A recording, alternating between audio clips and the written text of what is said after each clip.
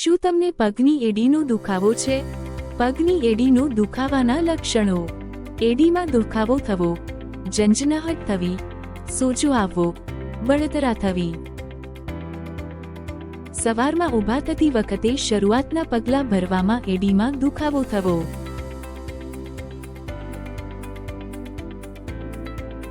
લાંબો સમય બેઠા પછી ઊભા થઈને ચાલવામાં એડીમાં થતો દુખાવો.